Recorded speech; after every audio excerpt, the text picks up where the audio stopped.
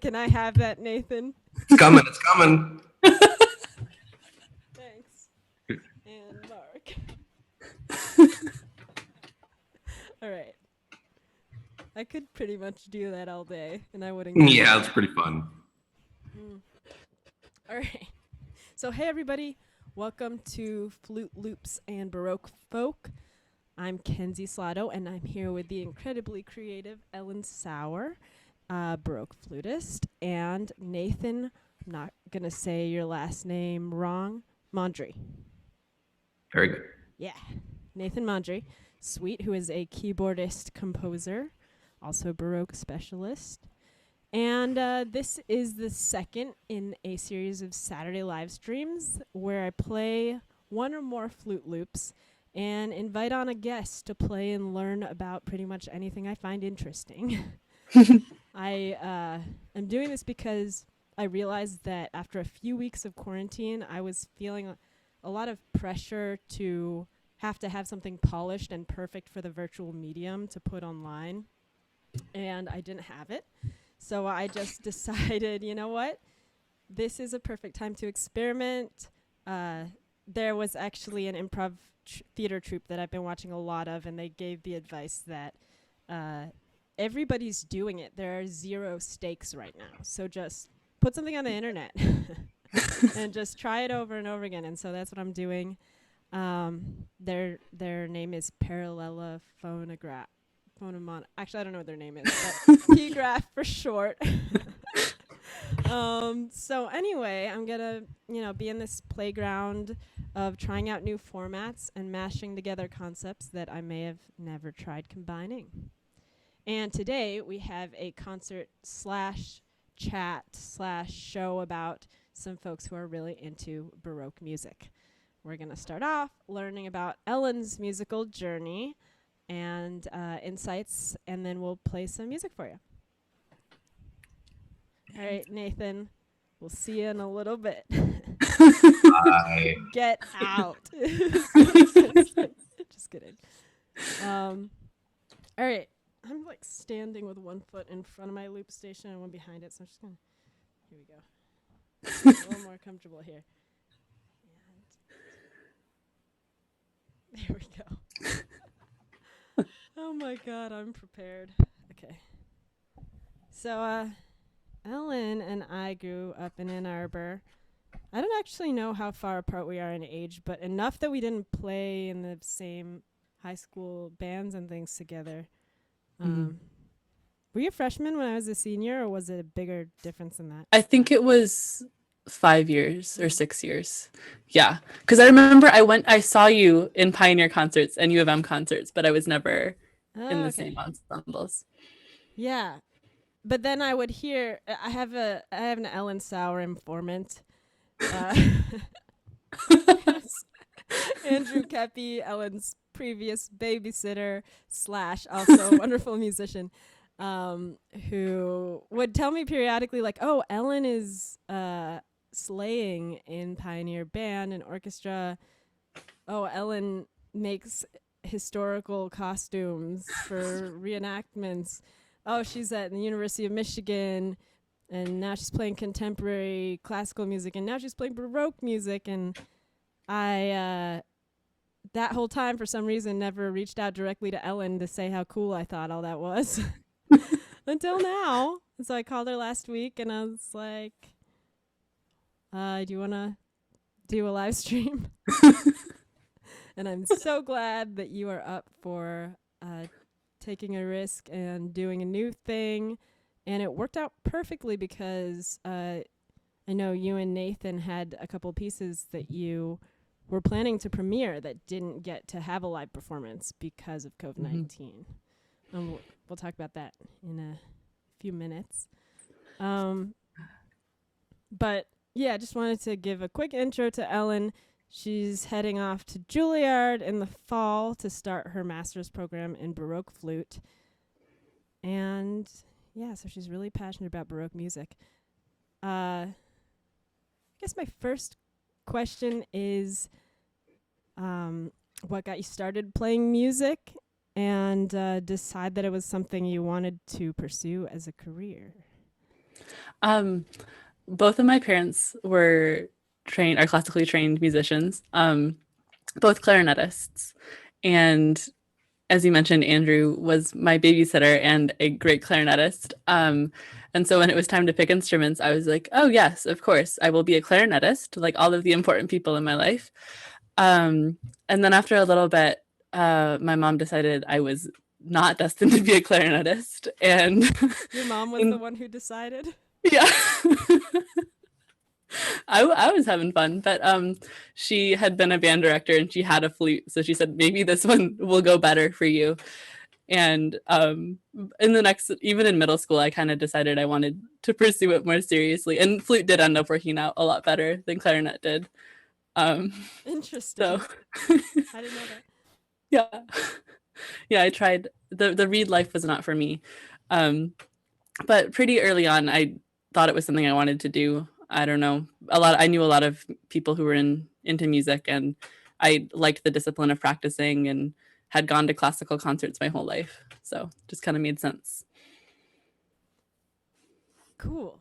I had no idea about that whole clarinet stint. Yeah. Was there a specific moment of inspiration that turned you on the contemporary classical path and then again on the Baroque path? Or how did those come about? I did the whole like youth orchestra thing and everything in high school, and really thought like I was gonna play in the Met Orchestra or something someday. And this week I have a master's degree in modern flute performance. Today was graduation. But I liked that route and thought it was going to be right for a while. But I don't know, early on, my first year of undergrad, I got really close with someone who had degrees in Baroque flute. Wait, can you hold on? Yeah. Just a second. I'm hearing a lot of static. Are you hearing it as well? I'm not hearing the static, no.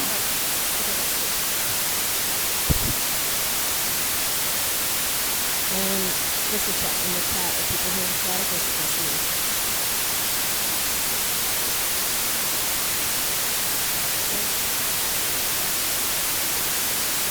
Okay. Uh-oh.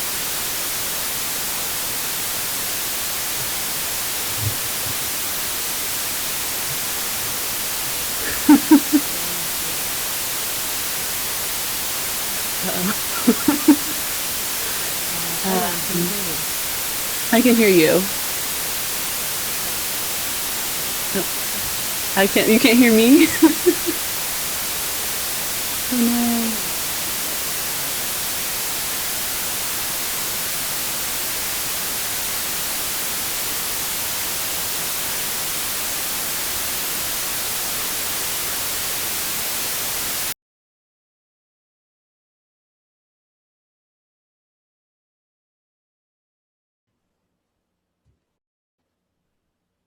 Okay. Hmm. It should be working now. I think Someone says it's gone. What happened was I'm using a trial version of a digital audio device, and I think the trial is over and I'm supposed to pay for it. So it just retaliates with like a sound like we're going to explode. Oh no. So what we're going to do is if that happens again, I'm going to go grab my wallet and I'm going to pay for the thing. And it's going to take a few minutes, but sorry about that. And also for stealing your thunder, congratulations on your graduation with your master's in modern music performance. Yeah. Thank you. Glad that I guess it's regular music performance. It's just modern and compared to the old stuff that I do. Okay, yeah, I was thinking like contemporary. No. Okay. I'm not that cool. I wish. I think that you're pretty cool. I think all the people in the chat think you're pretty cool too. I see that we do have an Ellen fan club going here. Yeah, I see so.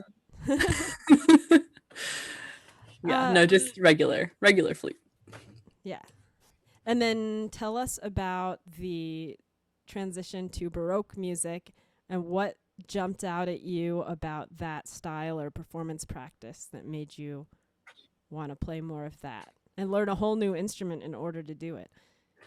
Yeah, so the instrument came before the passion, definitely. I had a friend who was a traverso player who was taking the basso continuo class at U of M my freshman year. She was a master's student. And she said, "Oh, I'll teach you some Baroque flute, and then we can play together and we'll be bad together. It'll be perfect." And it was great. And then once Professor Gasho at U of M knew that I was into it, he started using me for everything. So then I actually had to learn how to play it, which it's a learning curve. It's different fingerings. But as I started to do summer festivals and become more involved, I fell in love with the music for the first time since playing like minuets as a fifth grader, A little and different. then, yeah, it's very different. I hope my fifth grade students like minuets more than I did. But I fell in love with the people. I think the contemporary classical world is really cutthroat and can even be kind of more subliminally competitive, and it gets in your head a lot. But I find that the people in the early music world are really supportive and really love what they do, and love kind of working together to find new ways to bring this music to life. And I also just fell in love with the music, which makes sense to me. I can feel it. I can play with it and understand what's going on. So, yeah. You also mentioned something to me the other day about the physicality of playing traverso, which is that Baroque flute that you're going to be playing today, that is special or personal. Can you tell us more about that? It just feels so much more, and I don't know if you experience this with Irish flute, but it feels, I feel so much closer to the sound. I can feel the wood vibrating when I play it. The flute itself responds to the environment. You have to take thread off if it gets too humid and put thread back on. The instrument has a personality. It changes after you oil it. And having your fingers so close to the keys, we have techniques where we're even just playing with the air over the hole and not even touching the hole. So it feels like the instrument is another character in creating the music, not just me. Wow. Yeah, I am not an expert at Irish flute. So when you said that sometimes you play with just the air like over the hole and you're not even holding down I guess it's not a key. Not plugging it, yeah. Yeah. I would love to hear that. Can you do a little demonstration? So it's called flattement, and it's a precursor to modern vibrato. But you can do just over the key or over the hole. And it bends the pitch slightly. And then there are some fingerings that are a full hole but far away that are a little bit more audible. Okay. I know what you're talking but about. it's also a kind of, yeah, it's a dramatic effect to see the finger going and only hear a slight change in the sound. I think I've done that on Irish flute, but like didn't know if there was a name for it. I don't know if it's as drastic as on yours. Nope. Something like that. Yeah. Huh. Very cool. It's like a timbre trill on modern. Yeah. All right. Okay, yeah. So you talked about the community a little bit, and I'm wondering, how big is like your Baroque community? Is it people in Ann Arbor? Are there people all over the world, or what does that look like? And how do you support each other? Because you also mentioned that it's a really collaborative and positive community. Yeah, it's really cool. There are a fair number of people in Ann Arbor. I've played with both. Once I started playing, I just met a lot of people. There are people at the university who play early music. And then there are a lot of older amateurs who live in the community, retirees who pick up these instruments. And I've played with several groups. So that's one subset of the community of just really enthusiastic amateurs. And then I have lots of friends who I've met through summer festivals, especially, who are all over the US and all over the world. And it's not a huge community, but it's nice to play with peers who are my age and peers who are older professionals. And there doesn't seem to be the same sort of like stratus or whatever that comes through. I've, played with people who are just beginning and who have recorded many, many CDs, and we all collaborate together and make music together. It's really, really nice. Wow. Yeah, that is so special, and it reminds me a lot of the trad community. Irish traditional music, Scottish traditional music. It's like I'm the beginner in that community, but I can go into a Wednesday night pub session, and there are people who have, all their albums and bands, and they're just like, come on in, what tunes do you know? It's just a really nice feeling. Everyone teaching each other and sharing the knowledge they do have. I look forward to the day when all music is like that, because I love Absolutely. The contemporary stuff too. But we need to cultivate the community to be more like collaboration, building each other up. There's abundance for everyone in terms of, well, it's another conversation. Yeah. All right, so you are premiering two movements today, written by Nathan Mondry. So how did the two of you meet and decide to start working together? Is Nathan going to come back? Yeah, Nathan, so don't come say back. anything bad about him. 'Cause he's here. I'm here. We met through a mutual friend who has been Nathan's friend much longer than I have had claim to him. Our friend Nicola Canzano is also a composer and harpsichord and keyboard player. And so I heard about Nathan so long before I met Nathan.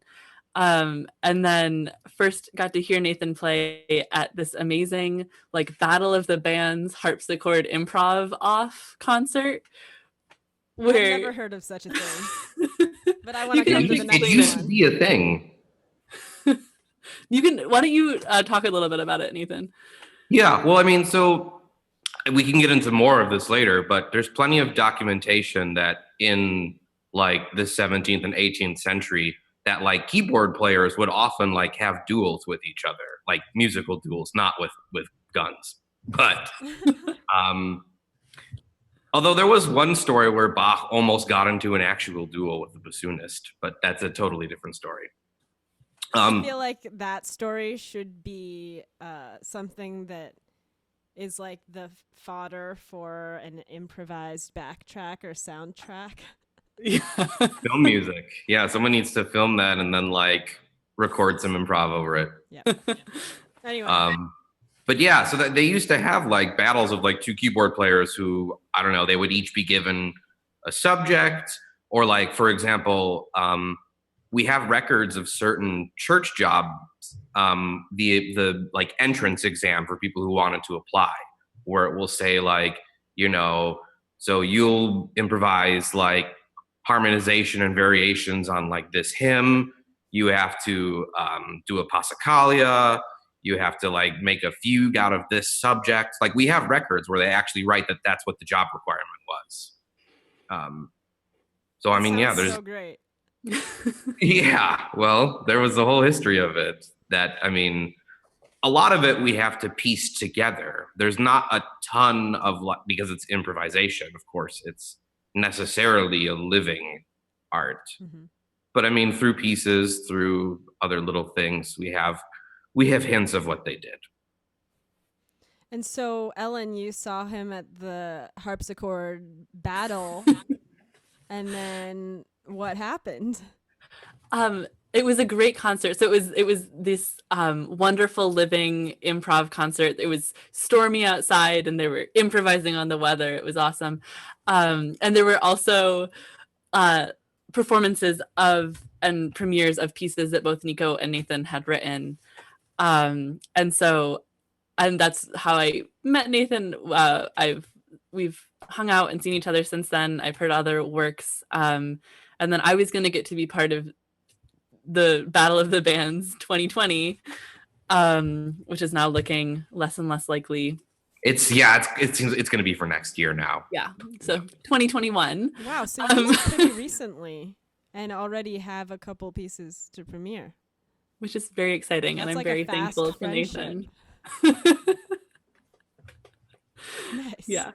Yeah. He sent them to me on my birthday, and it was the best birthday present in quarantine that I could ask for. That is an amazing birthday present. So you didn't know he was writing them for you? No. I knew that there were things in the works, but then there were these two wonderful pieces. Wow. Yeah. To be fair, I didn't realize I was going to write them until they got written. The creative process. Because it was kind of like in one burst, so to speak, that I like wrote both of those pieces. So they're wonderful. I'm excited to hear them.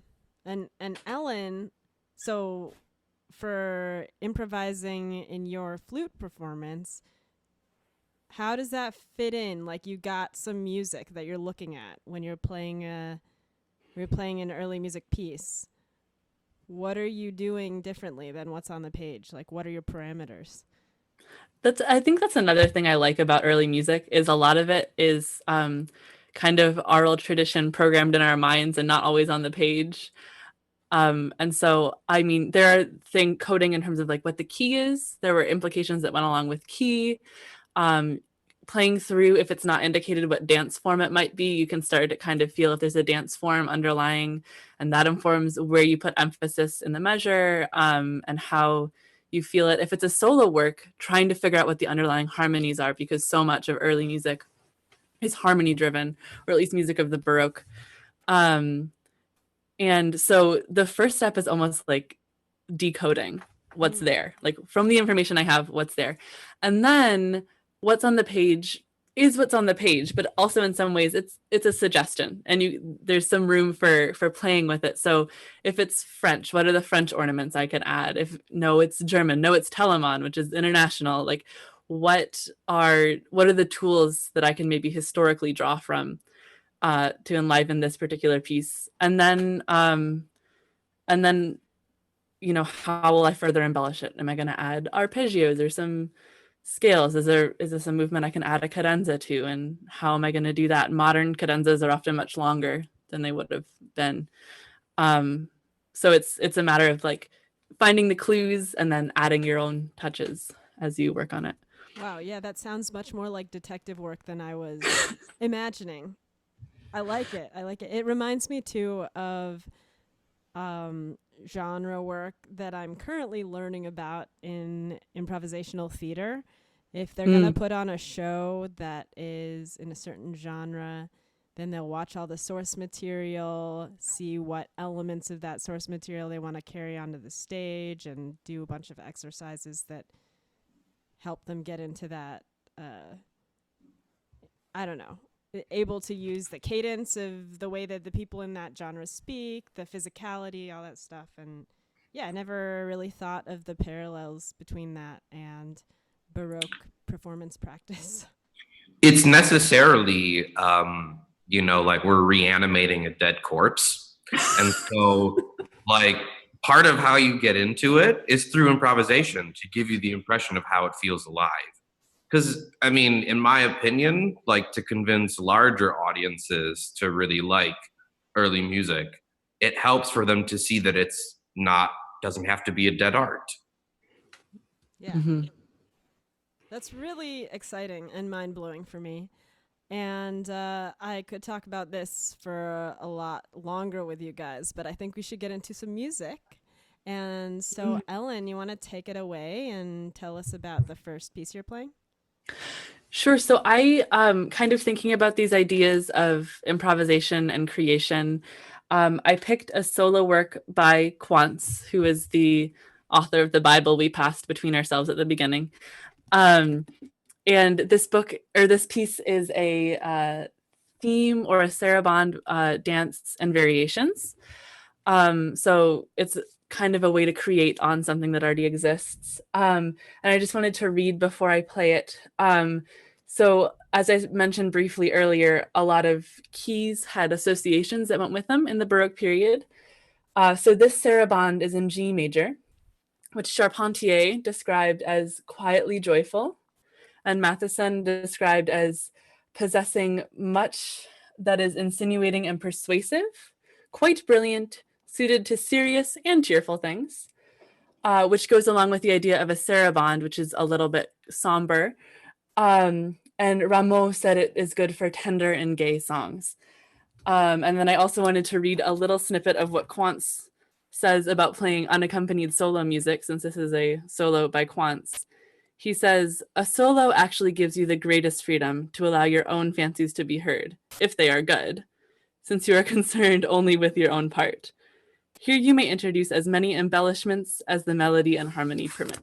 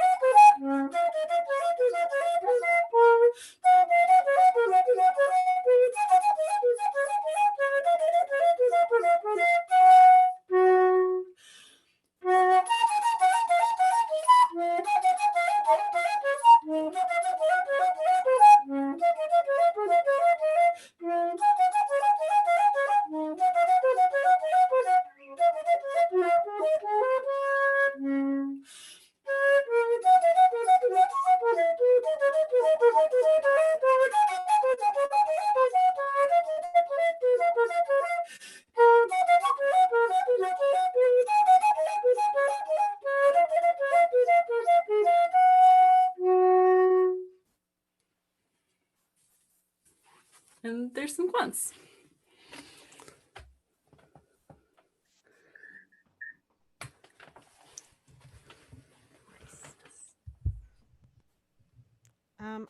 I am going to we got some waterfall rain stuff happening in the middle, so it cut out for like 10 seconds, and I greatly apologize for that. It's okay.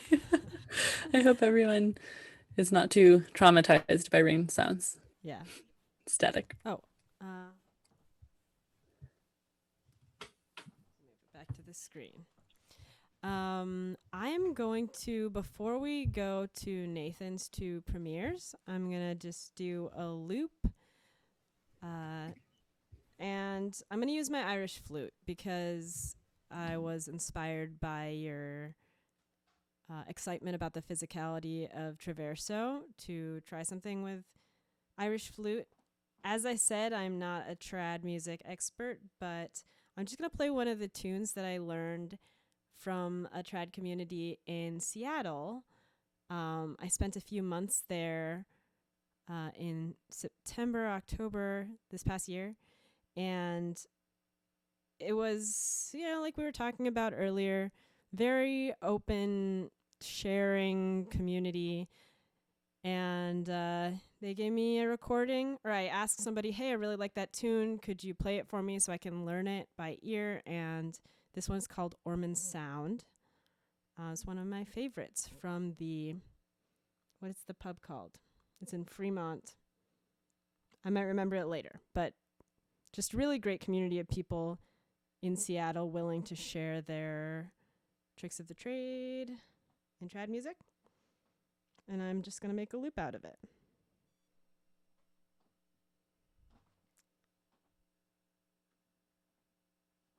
Okay.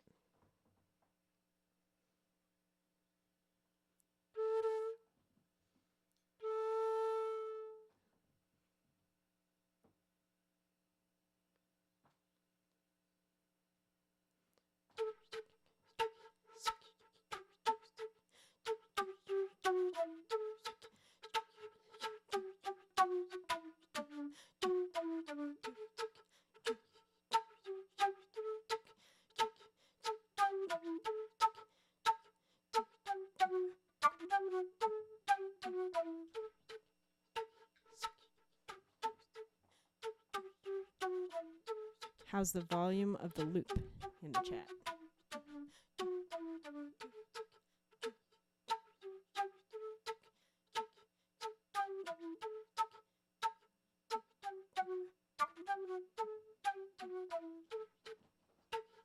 Cool. Not blowing out anyone's ears. That's important.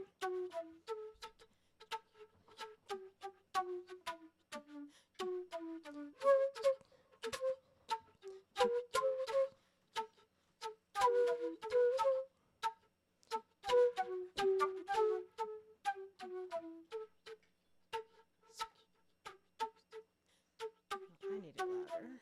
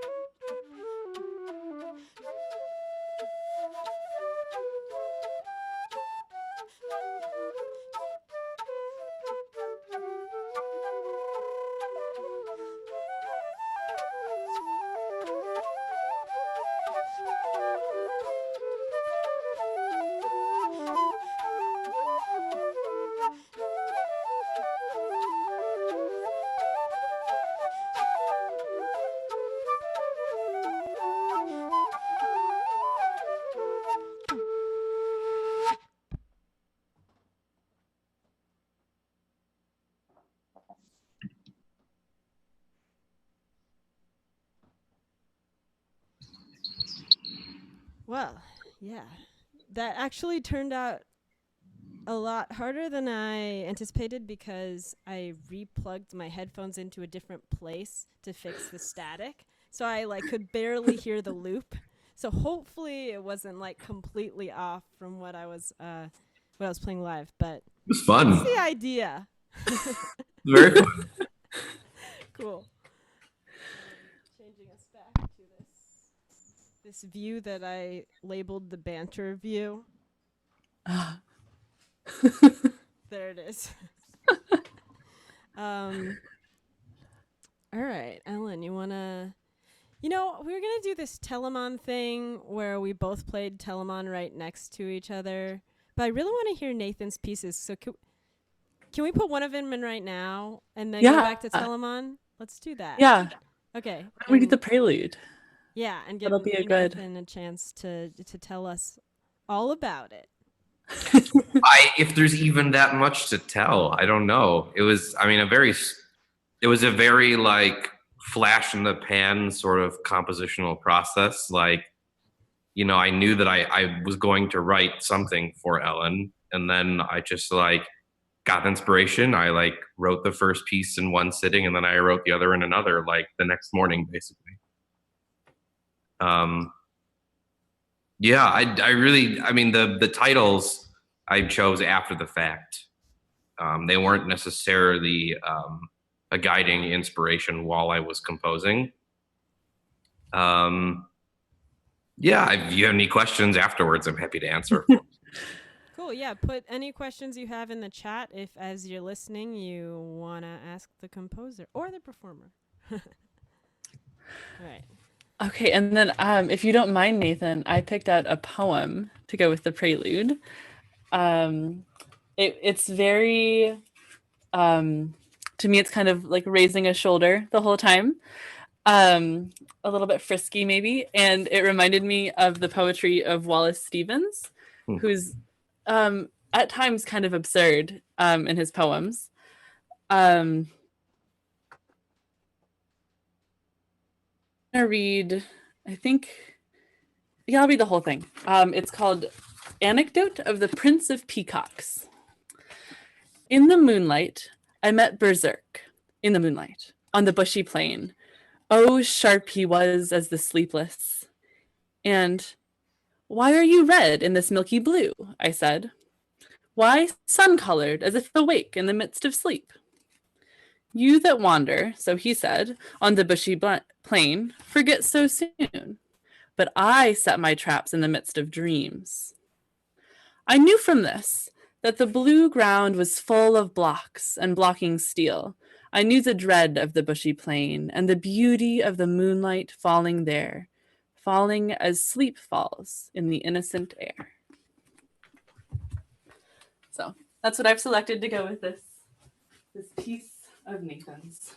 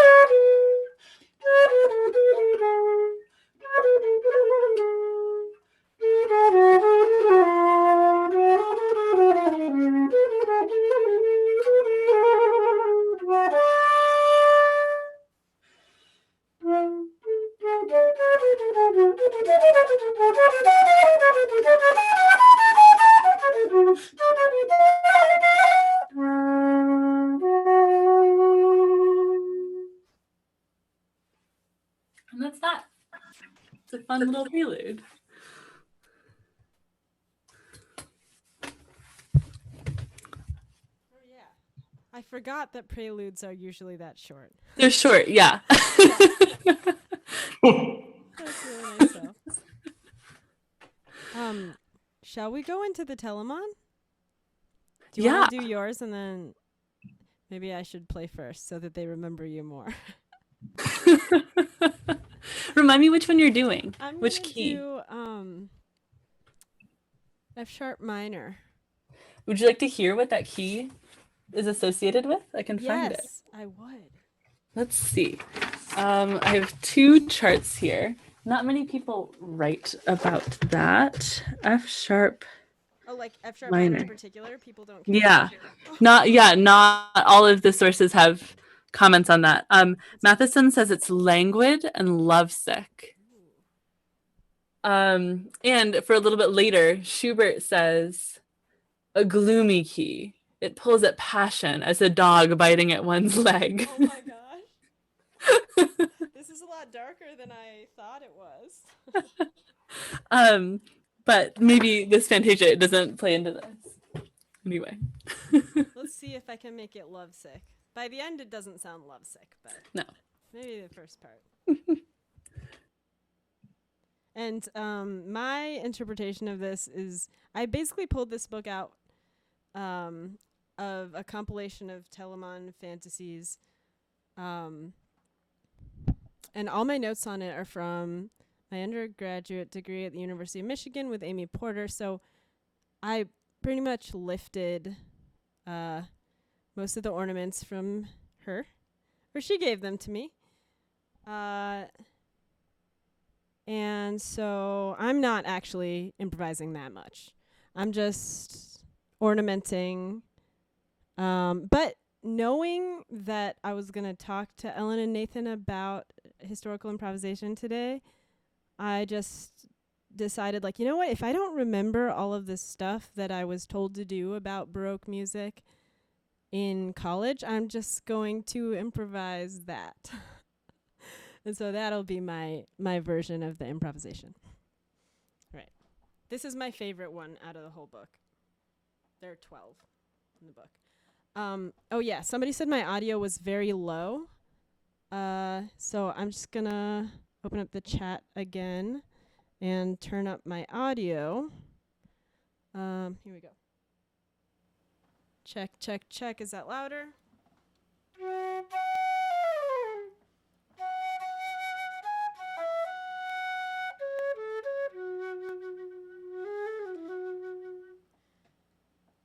gonna wait and see if anybody in the chat says that's okay. I turned the gain up a significant amount.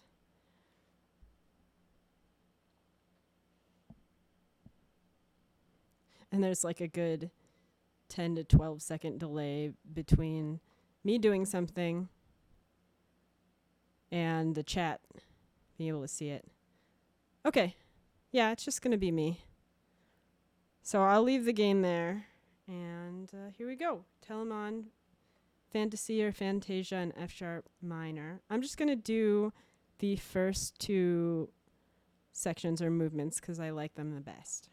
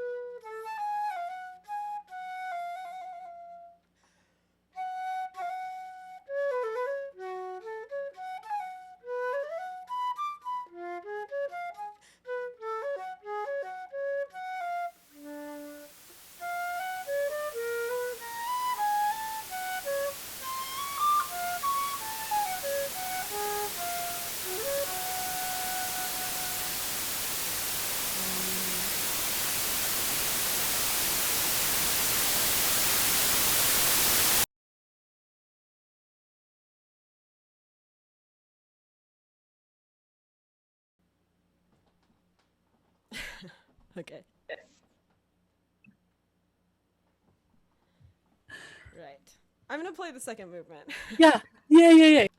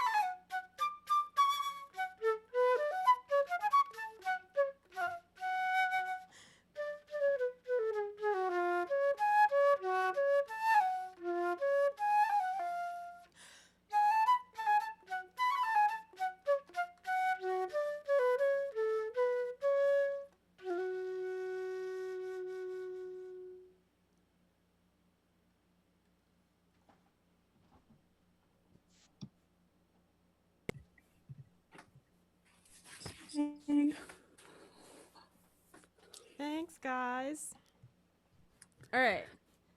Now for some traverso Telemann. Yeah, now for something completely different. Oh, will you read us the personality characteristics for yours too? I thought that was really interesting. Yeah, I was planning on it because I really like. Where did she go? There we are. So I'm gonna play the Fantasia in A major, which is a pretty good key on traverso. So a couple things. I was just gonna put a couple things about traverso in here. So one of the reasons I said I liked playing Baroque music is that things started to make sense to me. So like Kenzie, you were starting trills slowly and speeding them up, which I always knew one was supposed to do, but I didn't know why. And part of it is harmonic, but part of it is physical. On the traverso, we start trills with the real fingering at least twice, and then switch to really wide fingerings. So like an F sharp to E trill. If I blow it normally, it sounds sharp when we switch. But if I keep my finger close and blow lightly, it sounds the same. So that's one of those things where it's like, I realized once I got the instrument in my hand, why we play the way we do on modern flute. So for the Fantasia in A major, the characteristics that we have are joyous and rustic, so kind of pastoral, very gripping, although at the same time brilliant, more suited to lamenting and sad passions than divertissements, but very good for violin music. And then my favorite, songs of mirth and rejoicing, grandeur and magnificence.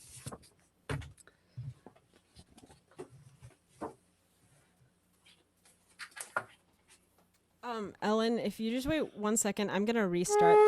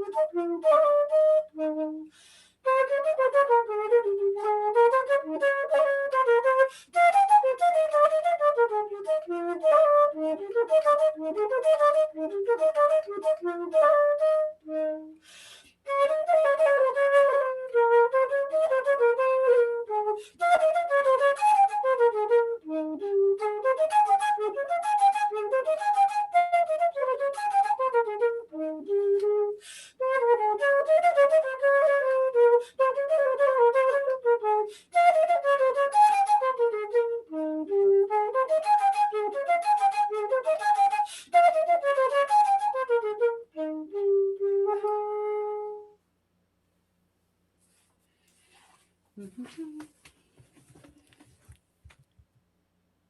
there we go. I did the same key signature. I like these claps. I'm gonna keep clapping. I mean, I feel like golf claps are just too appropriate for solo flute. Yeah, this kind of solo flute.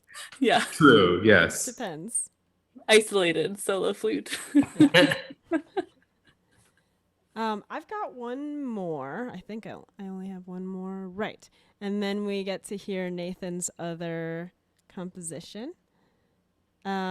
So before I do that, I'm going to restart the audio device just because I'm paranoid about the rain sound now. I'm just going to like restart it really quick right now in case it's on a timer.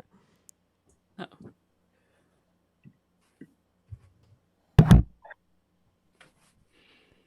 Okay, it should be normal again. Cool. So, so I was going based on the physicality thing again, but I don't... Okay, so what am I talking about? Oh, yeah, I'm going to play Kokopelli. This is a piece by Katherine Hoover, and she writes, Kokopelli, the flute player, was a great Mahu, legendary hero of the Hopi. He is said to have led the migrations through the southwest, the sound of his flute echoing through the great canyons and cliffs. In this piece, I have tried to capture some of this sense of spaciousness and of the Hopi's deep kinship with this land. And I've driven through New Mexico a bunch of times now because I like taking road trips from Austin to the West Coast. And every time I drive through the Southwest, I do feel this sense of something bigger, something spiritual suffused in the desert and in the canyons. And so I thought I'd come back to this piece. I don't ever remember playing it, but it has a lot of markings in it, so I must have at some point. And yeah, I really like learning about different cultures, traveling to different places, learning different languages. I have not ever attempted to get into learning a Native American language yet, but playing this piece and just like digging in a little bit into the legends and myths, which I got this book in Arizona a couple of years back that is all about the symbol of this flute player that's found all over the Southwest, and it looks different. I want to just show you. Look at this map of all the different places. I don't know if that's showing up. Mm-hmm. There's like a bunch of dots on there. Those are all Wow. cave drawings found of flute players. The distribution of flute player images in rock art in areas of prehistoric cultural traditions. So like for 10,000 years, these have been showing up on rocks. And while I don't know like what the intention was behind each one of those, I think it's lovely that Katherine Hoover has chosen one, like a mythic leader and hero who led the migrations to create a piece of music for, I guess, Western classical flute that imitates and pays homage to Hopi flute tradition. And so I tried to take some of the techniques that I could hear in whatever Hopi flute playing that I could find online and apply them to this piece even though they're not written. So that's what I'm going to try and do here.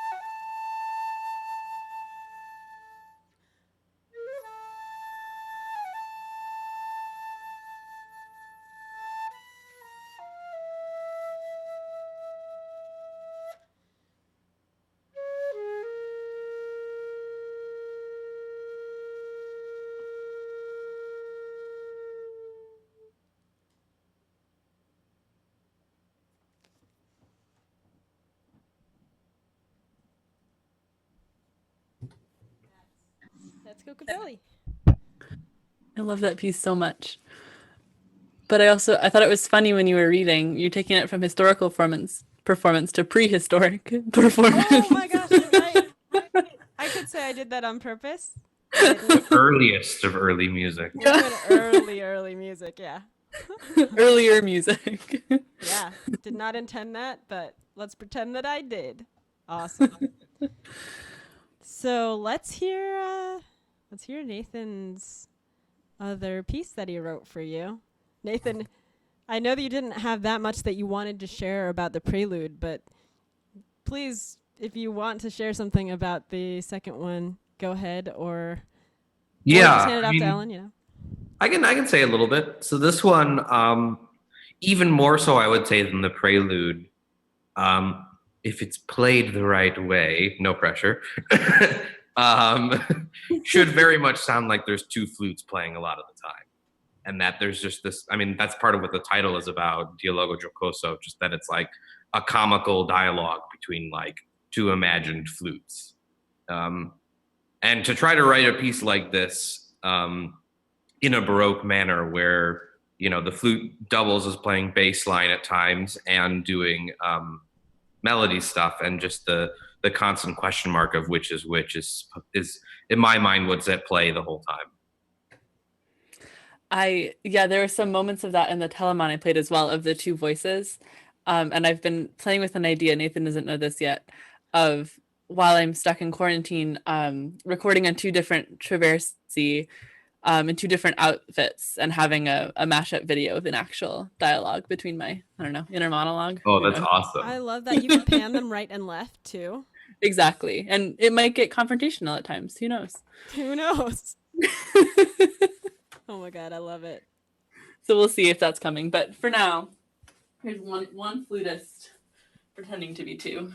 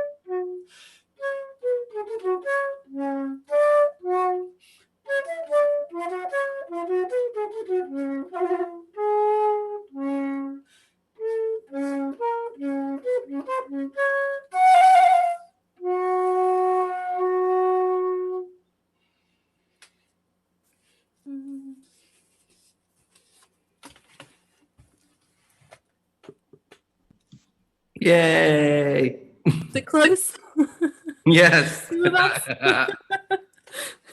I really like hearing just the octave difference and how different the timbre of the instrument is, low versus high. Like we're taught on the Western flute to try and make everything sound the same, but it It's just not. doesn't, and you really bring it out. And this key also, anything that has flats in it is not going to be as present on the Baroque flute. The happy key on the Baroque flute is D major. So the farther you get from that, the more contrast between every single note there is, which is really fun to play with. That's really cool. That's a premiere, by the way. These two pieces that Nathan wrote have not been performed before, right? You heard it here first. As far as I know. I mean, the music's been on IMSLP for like a week, so maybe someone premiered it and never told me. But oh yeah, that is one amazing thing I've never heard of a composer friend of mine doing, is that you have put your sheet music of the things you composed on the... what does IMSLP stand for? It's a database of scores that anyone can use. Do you know what it stands for? I don't know what it stands for. International Music Score. yeah, it's something. Project. That sounds good. Yeah. It has to do with Petrucci, who is like the first publisher of music in Europe. It's the International Music Score Library Project. You were exactly right. Those were guesses. You should get candy or something. Thanks. I got some candy in the package that these headphones came in from Sweetwater Sound. They always send a little bag of candy. Zach from Sweetwater Sound calls me periodically to check in, make sure I'm doing okay. Yeah. My customer service rep, they're really great. Sweetwater Sound, get your gear from them. They care about their customers a lot. So we have a surprise thing that Nathan's going to do to close out our set today. Are you still up for it, Nathan? Because I just announced it. Sure. Okay, Yeah. Great. So we need whoever is still in the chat to give us a suggestion that Nathan is going to improvise on the virginal. Is that what you're going to use? Yes, I can show a quick picture of what I'm improvising on. Yeah, cool. So can you see kind of what it looks like here? Yeah. It's like a big rectangle, basically. Yeah, but it's both Ellen and Nathan have harpsichords behind them in their homes. Yeah. So they're nerds, basically. Oh, yes. Okay. That's great. Right. So what are you looking for? It's a subject, right? It's a short theme. Could be. Yeah. I mean, either of you could give me one, too. I'll just be upfront if someone suggests a popular tune, I'm not likely to know it. Oh, okay. Okay, so like a nursery rhyme or a Christmas carol. Or nursery rhyme would actually be good if you have one. Yeah. Okay. Yeah, I saw the YouTube video. You took a Christmas song. I forgot which one it was, and you created something, a theme and variations, or. Well, I made a fugue out of "You Better Not Shout." Great. Yeah. That's amazing. There's also a good. You got to find Nathan's F Corona aria. It's a really timely composition. It's on Facebook. Yeah.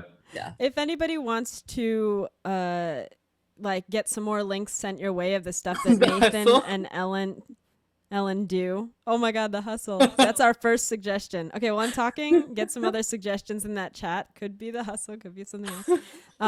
But if you hit follow on Twitch, then I can see who you are, and I will send some links your way of more things you can learn about Ellen and Nathan. Okay.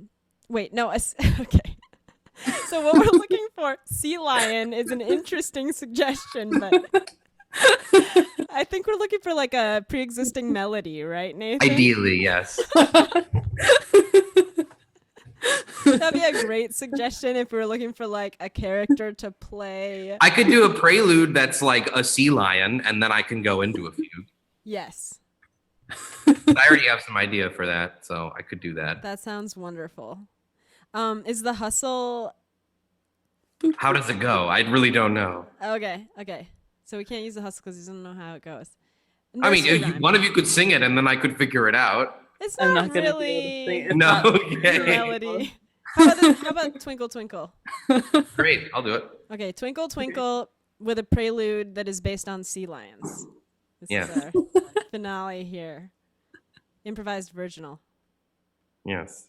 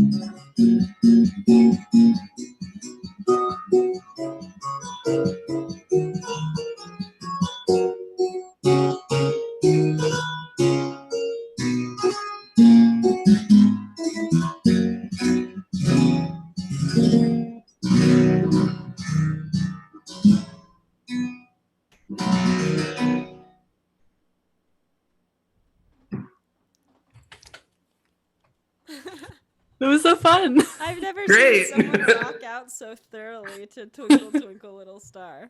That's great. Thanks for improvising for us, Nathan. It's always my pleasure. And Could you hear the sea lion? Oh, I loved the flippers. oh, yes. And the bouncing the ball on the nose. I was trying to get a little bit of that in there. Oh my gosh. Now I have to go back and listen to it again and listen for the bouncing ball on the nose. I love that kind of thing though, where you're mimicking a physical gesture musically.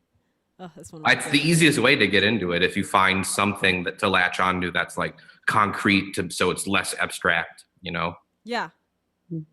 Yeah, again, it's just like improvisational theater. One of the things that you like latch onto to get a character is physicality. Both of my older Voice. brothers have like been trained in improv comedy, and that definitely like plays an influence too, for sure. Oh, that's so cool. And Ellen, your parents, right? Yeah, my parents were in an improv theater troupe called Empatheater for years and years that did like a lot of improv theater dealing with social change and social justice. So We're yeah. gonna have to talk about that Cool another stuff. time. That's great. Okay, so that's all we have for today, and I'm gonna be here every Saturday. Hopefully, at the next one or after the next few, I will like have my audio completely figured out. But trust me, it's better today than it was the first time. We took 25 minutes to get started last time because, yeah, they were helping us figure out the audio. But again, thank you so much for playing, for entrusting your newly composed works to be performed here. And if you have any ideas, Nathan or Ellen or anybody who's still around for formats I could do in the future, or that you would potentially want to come back for, creative topics you want to learn about, send them my way, because I'm just experimenting until I run out of ideas or something gets in the way. Yeah. So thanks everybody for coming, Flute Loops, and these two lovely Baroque folk.